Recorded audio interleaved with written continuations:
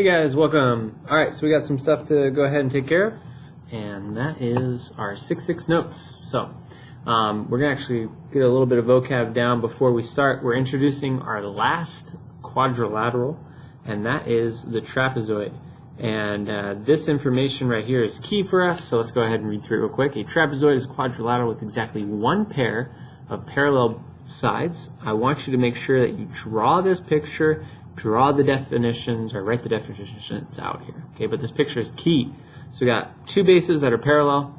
The parallel sides of a trapezoid are called the bases. If you want to define this with the picture, that's fine. You don't have to do all the writing if you don't want to. The non-parallel sides are legs, so these two legs are not parallel. You can see they're kind of slanted in towards each other, not parallel. And the two angles that share a base of a trapezoid are called base angles. So just kind of like isosceles, these are base angles and those are base angles. And a trapezoid has two pair of base angles.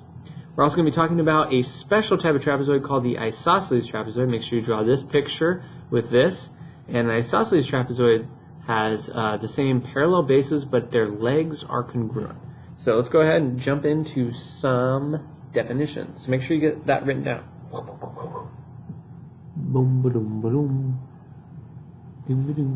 Okay. Alright, here we go. This is our first one. I noticed you can click on this and make it big. Isn't that cool? Okay. So, first theorem. If a quadrilateral is an isosceles trapezoid, then each pair of base angles is congruent.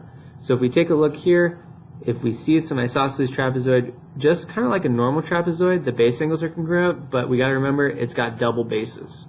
Okay, just like my favorite songs, double bass. Okay, so we got double bass here, so we got two pairs of congruent angles. Alright, next, if a quadrilateral is an isosceles trapezoid, then its diagonals are congruent. This is key for us as well, so make sure you get this one written down. But these two diagonals are congruent in an isosceles trapezoid. So you're going to notice most of our theorems are about isosceles trapezoids because they're a little bit more special. They have a few more connotations. We're going to add this to our graphic organizer as well. Alright, moving on. And I think this is our last one. Yeah. Alright, here's our last one. And this is a big guy. This is really important. It's called the trapezoid mid-segment theorem. We have the triangle mid-segment theorem, and so this is the trapezoid mid-segment theorem. But basically, if we have a trapezoid with a mid-segment, again, M, you can see right here, is in the middle. N is in the middle over here. What that means is MN is going to be parallel to both of these, so we can go ahead and write that in.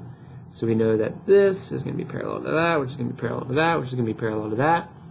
And then we have this great equation right here, that MN is equal to the sum of the bases divided by 2. We'd call that the average of the bases. Okay? So let's go ahead and get some of this written in some examples. Okay. First example here. So you notice there's kites in this section too, but we're skipping the kites. Alright, CDF is an isosceles trapezoid. Angle C equals 65. What's D, E, and F? Okay, well, if this is 65, we know that this angle over here is also going to be 65. Okay? Again, remember, base angles are congruent in an isosceles trapezoid.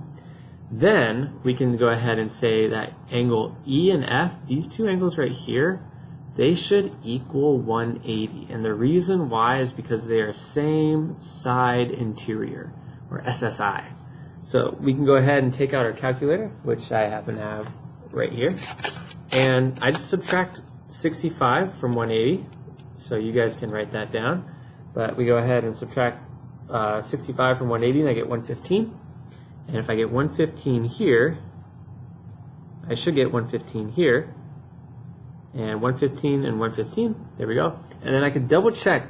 Remember, the sum of a quadrilateral should be, the sum of the angles is 360 degrees. So if I add all of them up, I got them all added up in there, then hit equal, we get 360. So pretty nice. Okay, let's move on to our next question. And that was first question of 3 that we're going to be doing. Boop. Oh, sorry, skipping this one, but that one's pretty easy. We can do that one too. Here we go. Phew, almost forgot to turn the audio off there, so let's go ahead and turn that off. I don't know if you saw that. Dominic the Donkey. Great song, by the way. You should listen to it. Okay. Find the angle measure in an isosceles trapezoid. So this one's kind of a tricky one. It says the second ring of the paper fan shown at the right consists of 20 congruent isosceles trapezoids that appear to form a circle. What are the measures of the base angles of these trapezoids? Okay, let's go ahead and skip forward just a bit. Boom, boom, boom, boom. Boom, boom, boom, boom, boom. Okay, so we got our picture here. Here is not our trapezoid, but our trapezoid is actually right in here. Just this guy right here is the trapezoid itself. Otherwise, it looks like a triangle. Let's go ahead and continue to move on. It says find the measure of each angle at the center of the fan. So we can actually do this. Remember, if we look at this picture, this is 360 degrees, and it said there was 20 of them. So we can go ahead and do some math to figure that out. And if we divide 360 by 20, this is what we're going to do right here. Divide 360 by 20. So we're writing down all these steps. Remember, write this down. And we get 18 degrees. So we get 18 degrees in that angle right there. And we can continue on. Now we got our shape. Now, okay, here we go. This is an isosceles triangle. So we could find our base angles here. So that's what we're going to do. Find the measure of each acute base angle of an isosceles triangle. So x and this angle right here should be congruent. So we're going to use our triangle sum theorem, and we're going to go ahead and solve, and we're going to get x equals 81. And then we're going to use our last thing. We used this on the one before. We're going to go ahead, and we know that these are same side interior. There we go, same side interior. So we're going to do 81 plus what? And that's going to be 99. And there we go. That's our final answer. Let's do one more of these, slightly easier one. Nope, sorry, this is not the one I wanted to do. This is the one I want to do. Alright, this one's a little bit more straightforward, so let's go ahead and take a look at this one. QR is the mid-segment.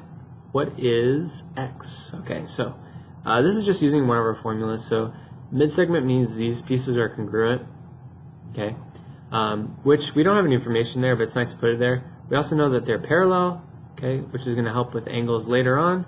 But what we're trying to use right now is one of our formulas, and that is that QR is going to be equal to 1/2 of the sum of LM plus PN. So we can go ahead and solve this. We're just going to plug in stuff. So instead of PN, we can put 8 plus, and instead of LM, we can put 4x minus 10. That's all divided by 2. And that's going to equal x plus 2. Okay. First we want to do parentheses, negative 10 and 8. That's going to be 4x minus 2. And if we take half of 4x minus 2, that's going to be 2x minus 1, which will equal x plus 2. Now I'm going to subtract the x from both sides. And let's go ahead and start over here. We get the x to go away, so we're left with 2. And then 2 minus 1x is just going to be x minus 1. Add the 1 over, and x equals 3. So a lot of this is just more formulas. We're kind of adding on. We'll add on to our graphic organizer. So this should be pretty straightforward and easy. So anyways, good job, guys. That's pretty much it. We're talking about mainly the isosceles trapezoid. So here we go.